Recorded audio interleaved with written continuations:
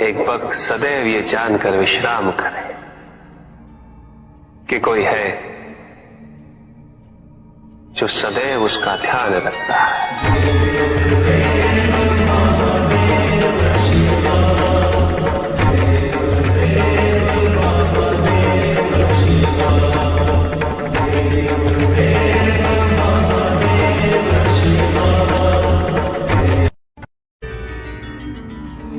भक्त की भक्ति और उसकी श्रद्धा से प्रसन्न होगा,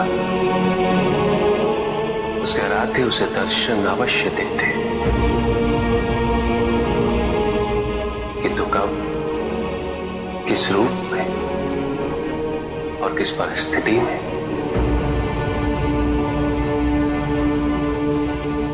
इसका पूर्व ज्ञान होना भक्त के लिए संभव नहीं होता। जब जब भक्त भगवान का ध्यान करता है,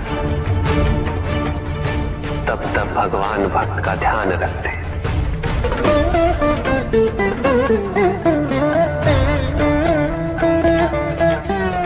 किंतु जिस क्षण भक्त भगवान का ध्यान नहीं करता,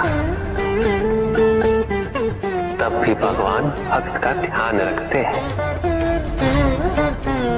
इसलिए तुम्हारा ये कथन उचित है नंदी, मैं व्यस्त हूं और मैं चिरंतन काल से लेके चिरकाल तक व्यस्त रहूंगा। प्रत्येक क्षण प्रत्येक भक्त का ध्यान रखते हैं।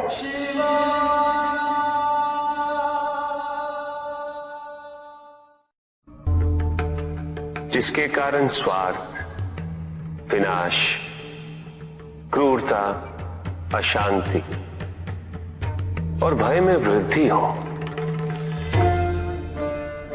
वह ज्ञान है। किंतु जो व्यक्ति को उदार, निर्भीक, सहनशील और विनम्र बनाए, वही ज्ञान है। अज्ञान की शक्तियां दुरुपयोग करने हेतु प्रेरित करती हैं, किंतु जो अपनी शक्तियों और अपने सामर्थ्य के प्रति अपने उत्तरदायित्व को समझाए, जो न केवल अपने अपितु अपने से पहले संसार के उद्धार हेतु प्रोत्साहित करे, वो ज्ञान है। ज्ञान का मूल उद्देश्य ही परोपकार है, सृजन है।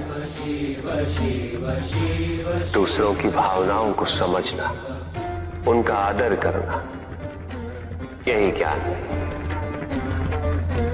क्योंकि ज्ञान हमें न केवल अपने अपितु दूसरों के दुख और सुख के प्रति भी संवेदनशील बनाता है।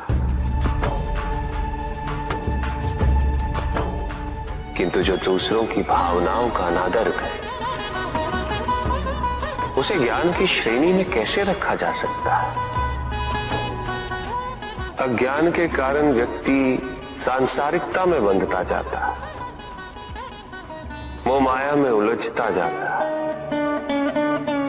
अज्ञान परम सत्य से दूर ले जाने का माध्यम है, किंतु ज्ञान व्यक्ति को परम सत्य की ओर ले जाता है।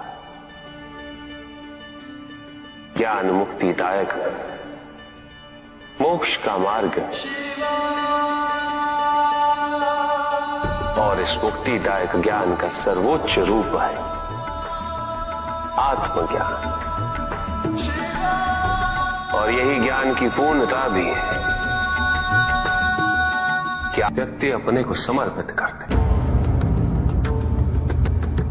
छोड़ दे अहंकार को, तो ब्रह्म की इच्छा ही पूर्ण होती है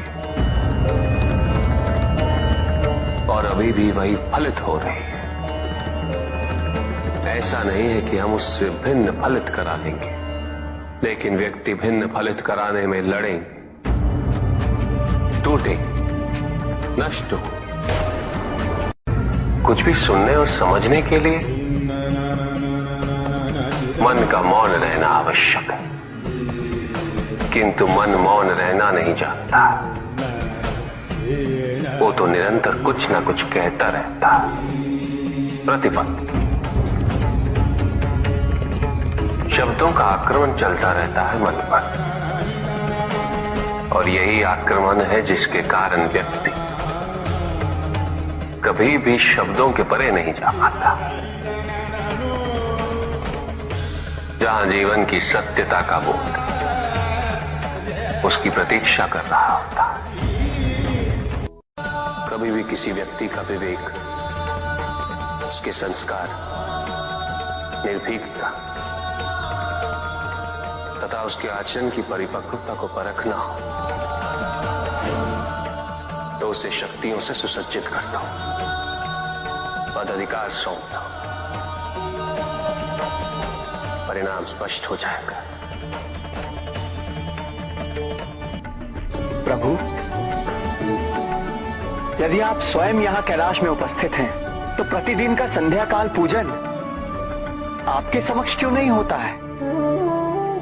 पूजित का साक्षात सामने होना मन को भटकने नहीं देता, किंतु जो सच्चे भक्त हैं, भगवान तो उनके मन में, उनके हृदय में निवास करते हैं। जिनके हृदय में श्रद्धा है,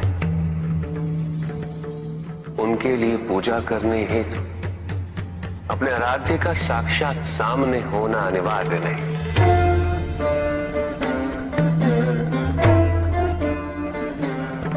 वो तो अपने मन के नेत्रों से प्रतिपल उनके दर्शन पा रहे हैं।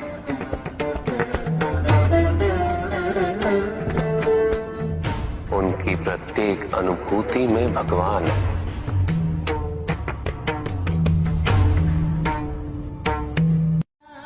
सुख आंतरिक होता है, संतोष आंतरिक होता है। उन्हें बाहरी तत्वों से रेखांकित और परिभाषित नहीं किया जा सकता, आकार से नहीं पाया जा सकता। आकार के आधार पर केवल अहंकार ही उत्पन्न होता है, क्योंकि आकार से तुलना करने का संदर्भ प्राप्त हो जाता है। यदि तुम्हारा आकार छोटा है तो तुमसे भी छोटा कोई ना कोई अवश्य होगा, और यदि उसी प्रकार तुम विशाल हो तो तुमसे भी विशाल इस संसार में कोई ना कोई अवश्य होगा। इसीलिए शरीर या आकार की तुलना करना कभी भी शाश्वत सुख का आधार नहीं बन सकता।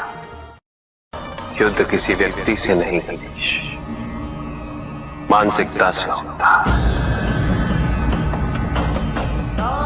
युद्ध में संघर्ष अच्छाई या बुराई का नहीं होता, सभी में अच्छाई है और बुराई भी है पुत्र। युद्ध तो विचारधाराओं का होता है। व्यक्ति अपने पराक्रम पर, अपनी क्षमता पर